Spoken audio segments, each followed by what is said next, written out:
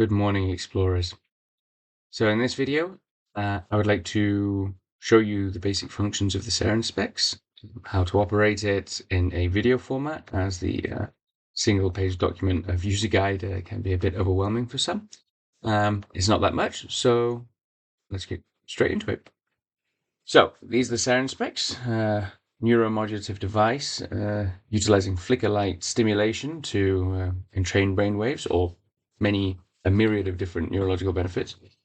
So to start with, just with fitting, you have the strap here for the newer models, and this is adjustable, and it can be adjusted just simply by pulling on here. It works on both sides, but I tend to just use my dominant side, the right side, for example. So these can be placed on, and then if you want to loosen it, you can just pull the SerenSpecs from here, and that will open it, or pull, and that will tighten it. So very straightforward. Push or pull, and then you can get them nice and comfortable. You don't want too much, you don't really want any pressure on your face, so something that's loose and fitting is ideal. Then on the bottom we have the controls. So here we have a USB-C rechargeable point and the on-off switch. This is a rotary encoder, which means that you can click it and you can turn it. And so it's through those controls that we get to pretty much everything that we need. So what happens? You switch it on. Now, when you switch it on, it will go into basically into manual mode. Now, this means it'll be at about 10% of its brightness and a 10 hertz frequency. I'll get to why this is the basic setting later. So now there are 2 pages, and then within that there are several settings. Now, page 1, which is actually 2 clicks, so you click twice, 1, 2. In quick succession, 1, 2, that will bring you to manual mode. And that means that you have full direct control over the features, over the functions. So what we have there on setting 1 of page 1 of manual mode is brightness. So if I turn the dial, it will change the brightness. This is a pretty advanced feature in the mind machine world, apparently. Just having some very easy brightness control that you can touch with your hands. Now, to change between the settings within any page, within any mode, is you just click it once. So I just click once, and now it's gone from brightness to frequency. So now I'm able to control the frequency. You see, it doesn't show so well on the camera, but we go from 3 hertz all the way up to the very popular and very well scientifically understood, or more scientifically understood, 40 hertz. Yeah. So then you can explore this realm. So my recommendation in manual mode is to find a brightness that's comfortable, something that's on the edge of comfort, on the top end of comfort. Then go to the frequency mode, and then you can start just playing around. You can VJ your experience. You can do this in time to music, or you can just go statically, very methodically through frequencies to find out what different sort of experiences you have, what sort of different patterns you might see, what different sensations might occur. The response that people have is very different. So the entire reason to have this manual mode with such special control is that you can explore your response and find out what works for you. So that's manual mode in a nutshell. I will also be adding a color spectrum to this in the future. That's kind of already there, but keeping it simple for now is better. So please, if you have any feature requests, just reach out. This is the perfect time to start adding things in. Great. So that was manual mode. Now, if we click it 3 times, 1, 2, 3, then we go into experience mode. Now, experience mode is basically it plays through a sequence where it jumps between different frequencies and brightnesses over a 10-minute period, right? So the experiences are currently a 10-minute experience. When you enter into the experience mode, it will be the first setting that it's on, that the dial will control, is the maximum brightness. Now, that mostly equates to the brightness, but in some cases, some parts of the program, it will not be the total brightness, but it equates to the maximum brightness, because sometimes the brightness is changing in the program. So that's quite good. So you can just use that to find something that's comfortable, and you can use that to twiddle around. Now, the second page, the second mode in experience mode, the second setting, is what I call the chaos dial. So how the experience mode works, how the adventure mode works, is it will pick a frequency within a certain band. Currently, it's set to 8 to 12 hertz, so the alpha band. But with the app, which I'll explain later, you can choose which band you want to go for.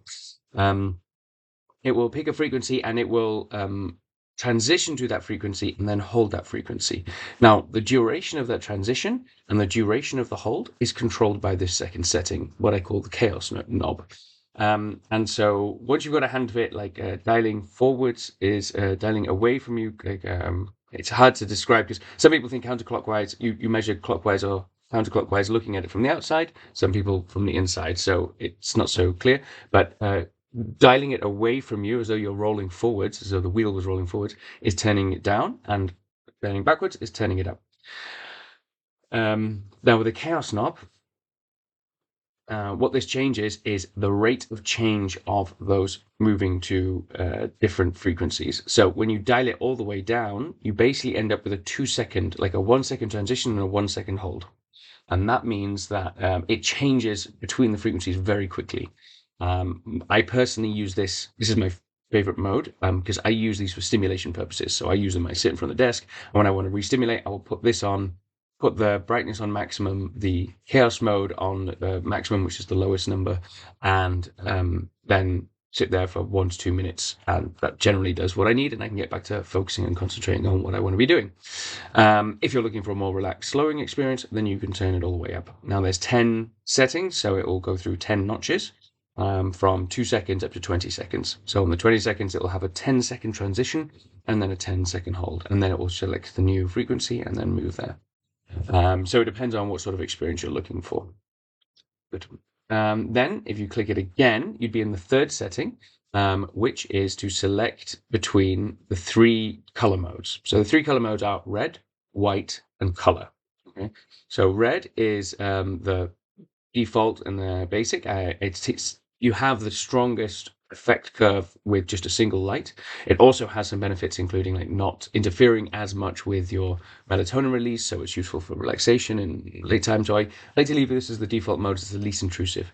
Of course, if you turn up 1 notch, then you're on white. White has the most brightness and the largest wavelength distribution. So of course you can end up with the most broadest number of effects, and especially with stimulation and more psychedelic effects.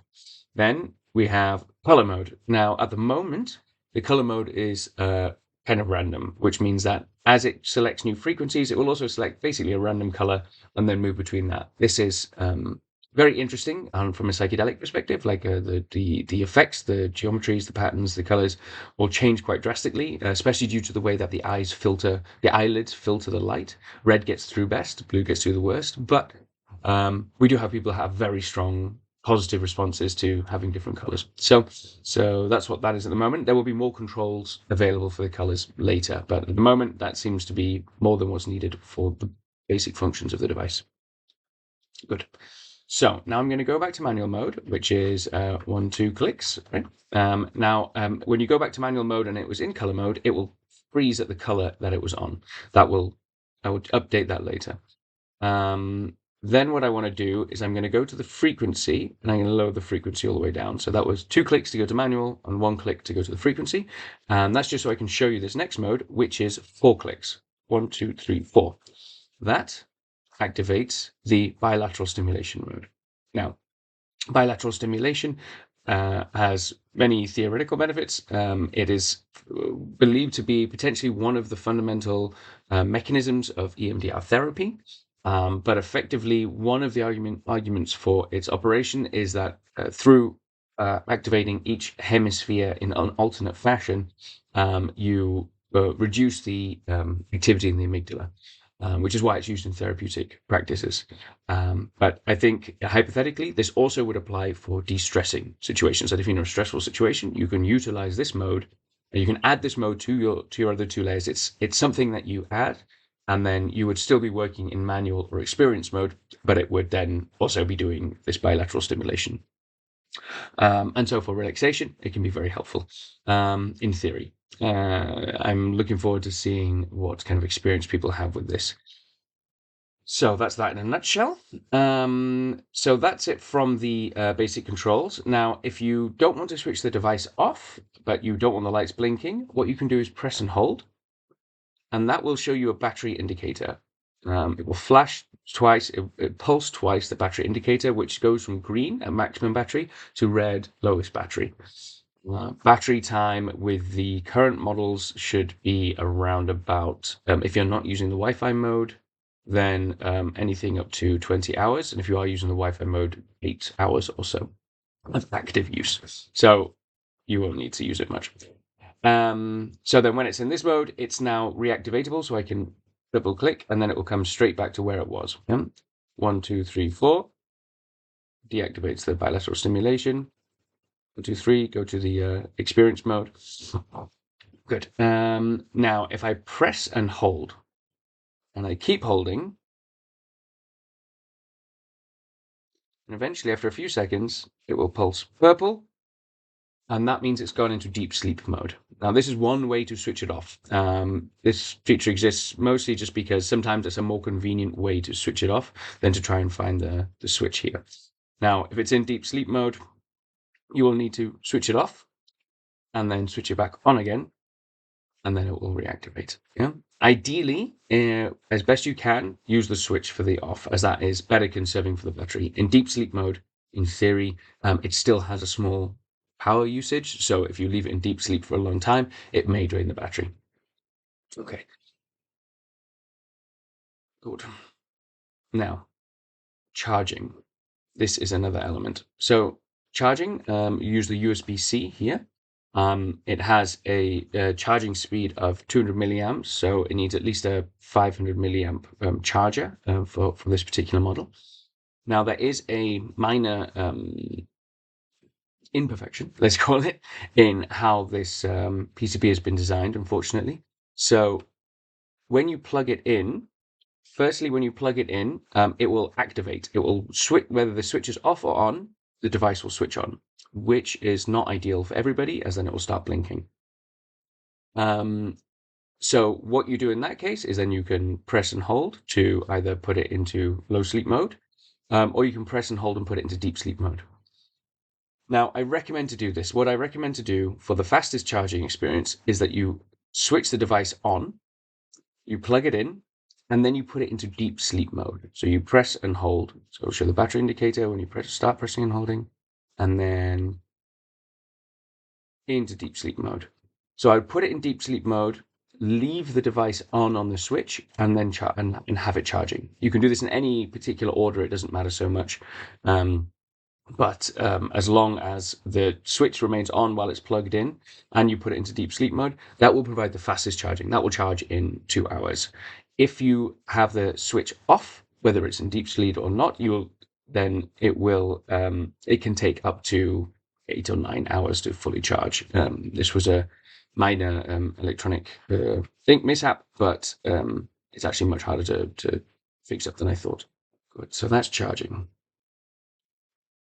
So that's a basic introduction into the fundamental manual controls on device for the SerenSpecs, as well as some charging information. If you have any questions, please reach out. I do nothing else, so I would love to get more feedback and information, whether that's positive input, stories about the experiences you're having, which is incredibly invigorating. But I'm also very keen to hear any criticisms and help improve the design and methodology and an operation of this device. So thank you very much for watching, and I will in the next video I will go over the